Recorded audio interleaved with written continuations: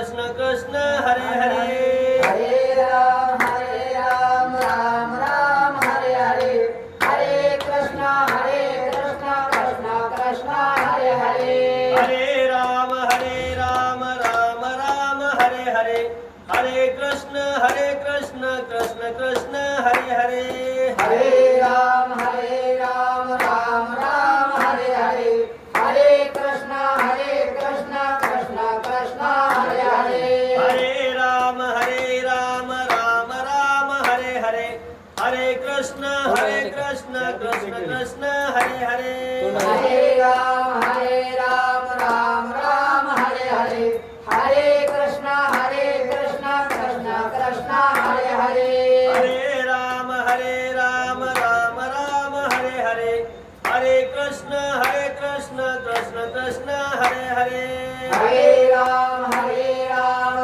राम हरे हरे हरे कृष्ण कृष्ण कृष्ण हरे हरे हरे राम राम हरे हरे हरे कृष्ण कृष्ण कृष्ण हरे हरे हरे राम राम हरे हरे हरे कृष्ण कृष्ण कृष्ण हरे हरे कुंडली गवर्धन विठ्ठल ज्ञानदेव तुकाराम पंढरीनाथ भगवान की जय राजा रामचंद्र भगवान की जय कपिवर्य महारुद्र महाराज की जय श्री संत मोगरा महाराज की जय योगीराज निवृत्तीनाथ महाराज की जय पार्वती पदे शिव हर महादेव वक्रतुंड महाकाय सूर्यकोटि समप्रभ निर्विघ्नं कुर्मदेव सर्व कार्येषु सर्वदा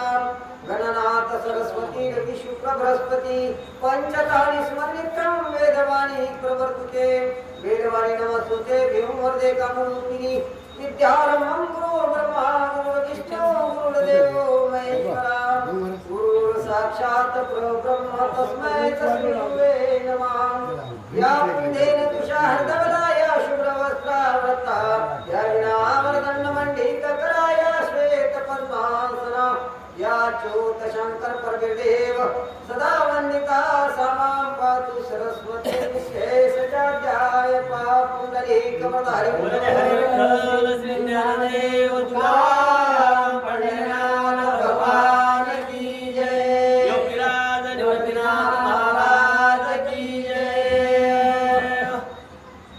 श्री गणेशाय नमः श्री सरस्वते नमो नमः श्री पांडुरंगाय नमः श्री योगी निवृत्तीनाथाय नमः नमो सच्चिदानंद दयाधना नमो परात्पर निर्गुणा नमो सर्व सुखाचे निधाना जगत जीवना मूळ बीज तू श्री सद्गुरु भारती नागिंद्रा दीन दयाळा कृपा सागरा तुझी मग सका सोयरा योगीराय चरित्र वदवी मी तव मतिमंद आहे पूर्ण कवित्व युक्ती काहीच नेना तरी मातावर चढ ठेवण योगी चरित्र वाढवावे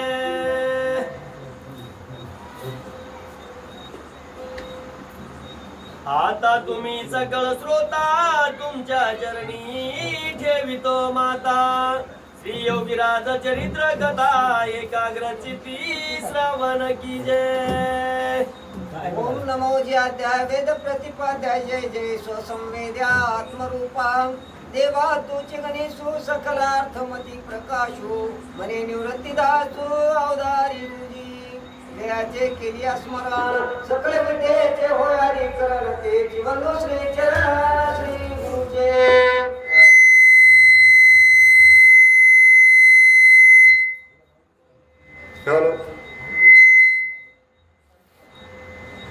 खंडारच्या पश्चिम भागासी आदमासे 4 मैल अंतरासी नामे मोजे गोलेगाव ग्रामासी योग्याचे जाणे येणे निरंतर असो बऱ्याच दिवसापासून आम्ही येण्याचा अट्टास करू लागलो 9व्या अध्यायाला येण्याचा विचार होता पण 9व्या अध्यायाला माझी तब्येत खराब झाली अचानक त्यामुळे येऊ शकलो नाही तरीही तुमच्या पर्यंत अध्यायाला जर जमलंच तर 9वा अध्याय घेण्यासाठी अवश्य येईन मी, कारण तुम्हाला शब्द दिला होता आणि त्या शब्दाचं माझ्यानं पालन झालं नाही. ईश्वरी कृपा, त्या दिवशी माझी तब्येत बरोबर नसल्यामुळं. कारण 9वा अध्याय असा विशेष अध्याय आहे की त्या अध्यायामध्ये महाराजांनी परमार्थ काय आहे, महाराजांचा परमार्थ कसला आहे, त्यांनी कोणत्या देवाची सेवा आणि कशी करायची सांगितली. हा विषय फार गोड विषय आहे. 40-42 ओव्या आहेत आणि त्या दिवशी मी ऐकलं सुद्धा सांगणारानं काय सांगितलं ते. त्या ओव्या तशाच लोटून घातल्या त्यांनी, कारण लाईव्ह होतं त्या दिवशी. मी ऐकलं, घरी पडल्या चालू होतं माझं live. आणि लाईव्हवर मी त्या मुद्दाम ओव्या ऐकू लागलो कशा सांगतात, पण जमलं नाही ते, कारण विषय फार आध्यात्मिक होता. या ग्रंथातला महत्वाचा विषय त्या 40 ओव्यात आहे. 40 ओव्या म्हणजे पूर्ण ग्रंथ आला, महाराजांचं जीवन आलं त्याच्यात. महाराजांनी काय केलं, देव आपला कसा केला आणि आपल्या सहकार्यांना, आपल्या भक्त लोकांना कसली पूजा करायची सांगितली. हा विषय त्या 42 ओव्यामध्ये आहे. असो, या ठिकाणी आज योगायोगानं अचानकपणे तुमची सेवा करण्याचा मौका मिळाला आणि या ठिकाणी येऊन जशी काही वेळी वाकडी जमेल तशी सेवा करण्याचा प्रयत्न करूया. आजची कथा गोलेगाव या गावची आहे. कंधारच्या जवळच असलेलं, सर्वांना परिचित असलेलं गोलेगाव आहे आणि त्या गोलेगावात महाराजांचं येणं जाणं सहवास झालेला आहे आणि त्या सहवासातून आजची कथा आपल्याला ऐकायची आहे. सेवक गारोळे नारायण राव, हो बंधू नामा विधान संतू, रुपयतांचा पिता माधवराव, आईचे नाव मुक्ताबाई. अहो, गोलेगावला काही जवळीक असणारे महाराजांचे पटशिष्य होते, जवळचे तयार एकदम महाराजांवर आश्रित असणारे लोक होते.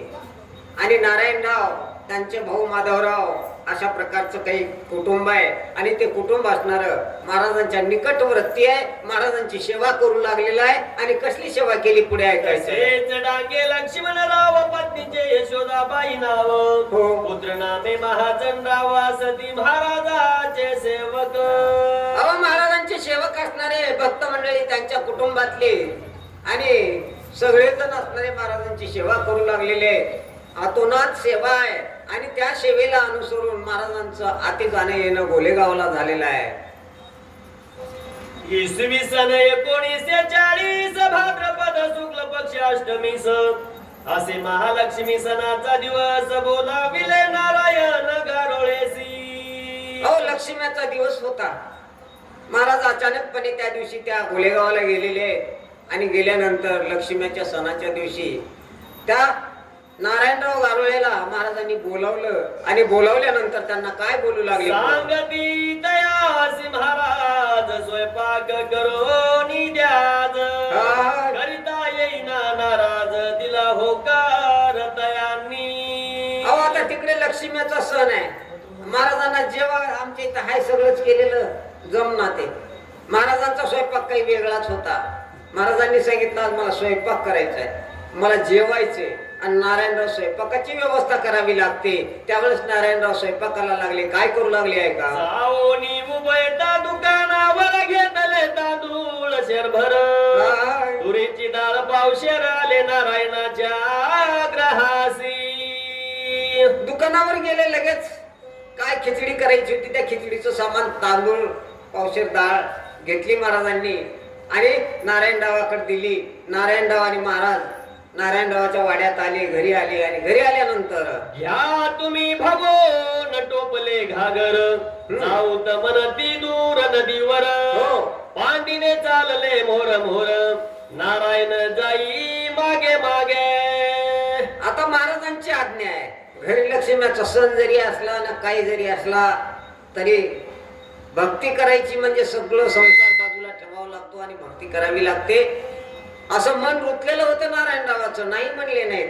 वाड्यात आले. वाड्यात आल्यानंतर महाराज म्हणले, इथं नाही, मग स्वयंपाक कुठं करायचा, घागर टोपलं घ्या, दूर कुठं तरी जाऊ, एखाद्या विहिरीवर जाऊ, ओढ्यावर जाऊ, कुठेतरी गावाच्या बाहेर जाऊ. गावात जाऊन ना आम्हाला गावाच्या बाहेर पाहिजे, एकांतात पाहिजे. मग काय केलं बरं पुढं, जाती नदीने वरवर गेले बरेच दूरवर,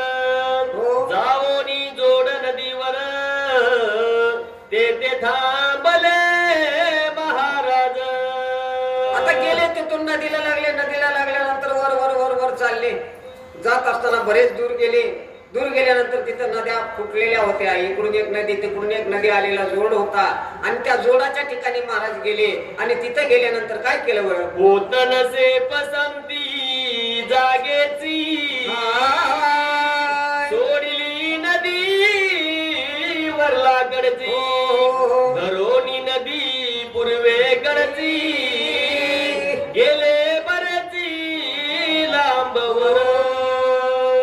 त्या जोडावरच्या दोन नद्या होत्या.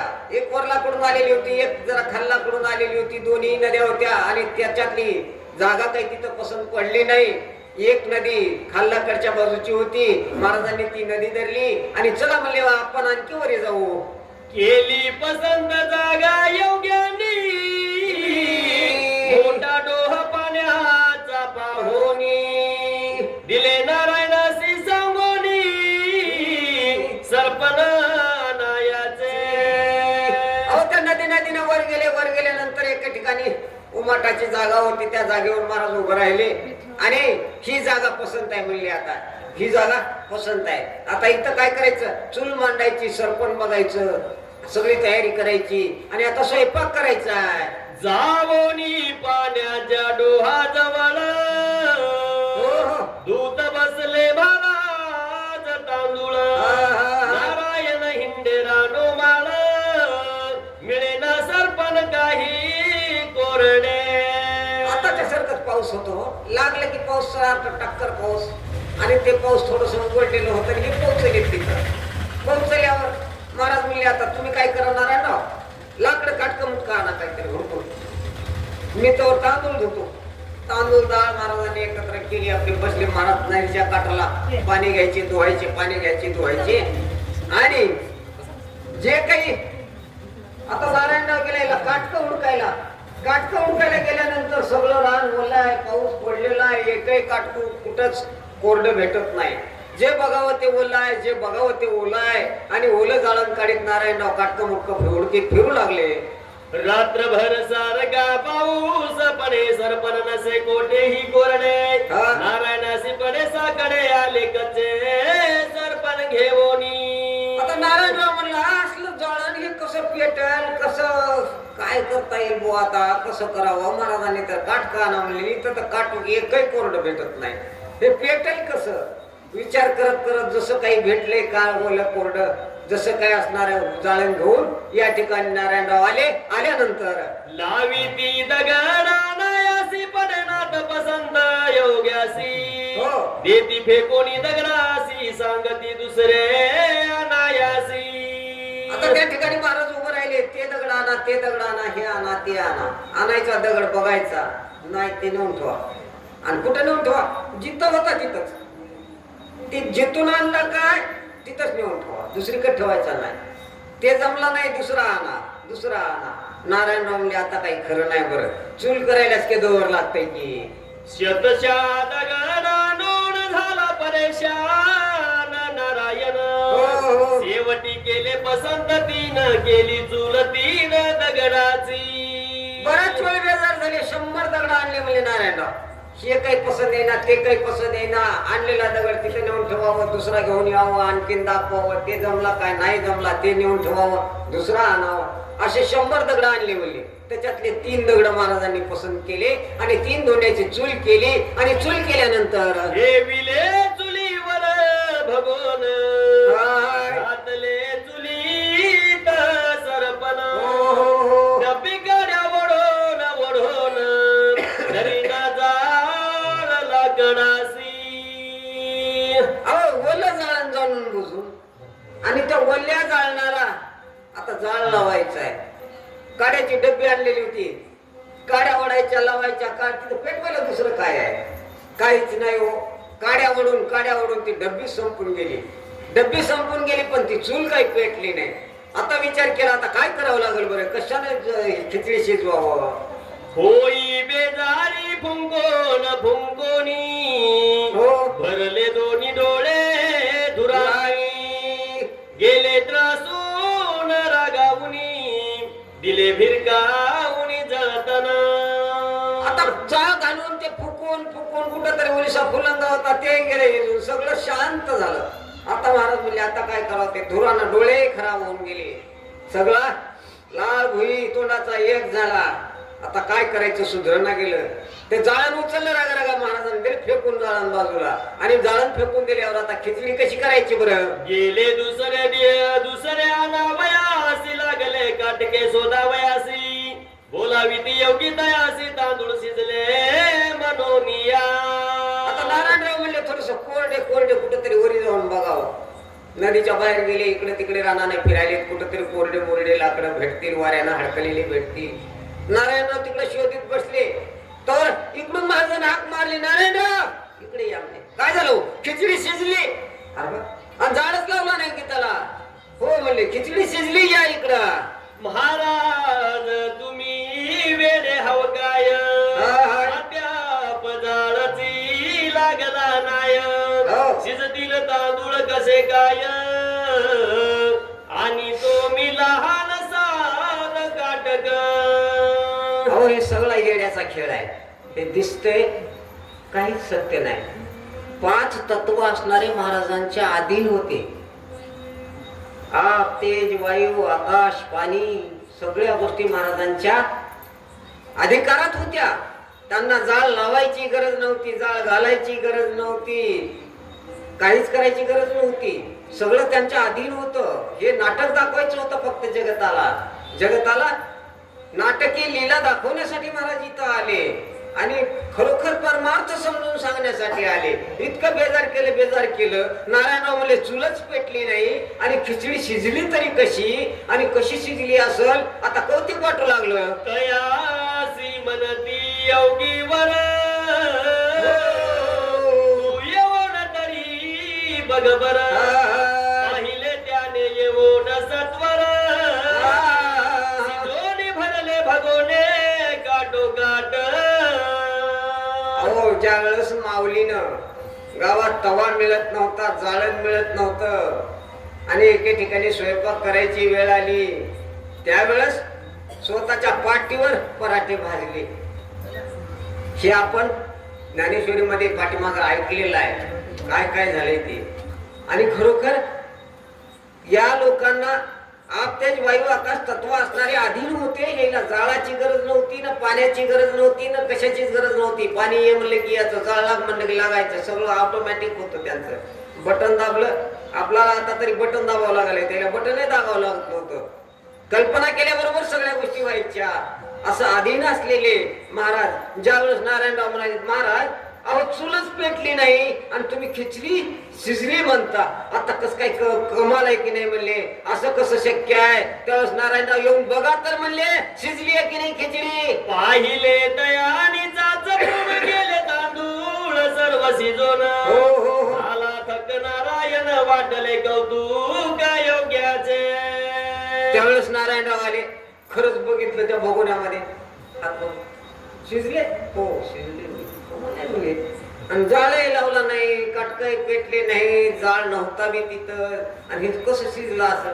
आता चमत्कार नारायणरावानं एवढा बघितल्यावर माणसाला न भेव वाटेल का हो त्या माणसाचं संग राहायचं. म्हणजे जे मन म्हणलं ते म्हणेल, जे कर म्हणलं ते करेन. नाही म्हणावं. लक्ष्मीचा सण सोडून बुवा आलता. लक्ष्मीचा सण घरी आहे, बायको किती आरडली असेल, बोंबलली असेल. आता आपल्या इथं बघायला गेल्यावर त्या दिवशी किती माणसं असले तर पुरत नाहीत. आणि घरातला माणूस महाराजासोबत गेलाय, इतक्या अडचणीतून महाराजाची सेवा करायला आलाय, आणि हे नजरेला बघायला मिळालं. त्यावेळेस आश्चर्यचकित झाला. आणि धन्य महाराज तुम्ही. घेतले पात्र लावून दोन केले मुबैतानी जेवण.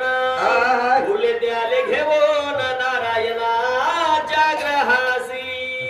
दोघांना 2 पात्र लावले, जेवले, जेवण झालं. आणि जेवण झाल्यानंतर आता त्या दोघांना काही तेवढी खिचडी संपली नाही. उरलेली खिचडी तसंच घेतलं टोपल्यात बांधून आणि नारायणरावाच्या घरी आले. एके दिवशी नारायणाच्या घरी बसले योगी ओसरी. बोलता बोलता निघे वैखरी. झाला बार पश्चिमेकडे. अहो ज्यावेळेस महाराज बोलत होते त्यावेळेस परा पच्छंती मध्यमा वैखरी, चारी वाचेच्या पलीकडचं बोलणं होतं. महाराजांचं बोलणं म्हणजे असं आपल्यावर रिकामं बडबड नव्हती, पण ऐकणाऱ्याला वाटत होते हे काय बडबड कराले. त्यांचं कळतच नव्हतं बडबड केलेलं. त्यांची भाषाच कळाली नाही. लय जणाला कळाली ते धन्य झाले, ज्यांना कळाली नाही अधोगतीला गेले. मग त्यावेळेस महाराज म्हणू लागले वरलाकडच्या बाजूला बार झाला म्हणले. सहजपणे महाराजांनी सांगितलं. आणि काय झालं पुढं? नारायणाची भावजैन माविदान पारुबाई आईना बे मुक्ताबाई बसले संतुकराव समवेत. सगळेजण असणारे सोबत बसलेले होते. बसलेले असताना महाराज बोलता बोलता मध्येच बिचकले आणि वर लाकड बार झाला. बसलेल्या सगळ्या मंडळींनी घरच्या ऐकलं आणि ऐकल्यावर पुंडली गवर हरी विठ्ठल श्री ज्ञानदेव तुकाराम पंढरीनाथ भगवान की जय. योगीराज निवृत्तीनाथ महाराज की जय. पार्वती पदे शिव हर हर महादेव. तिकडं जाणार पुढं जाणार कमी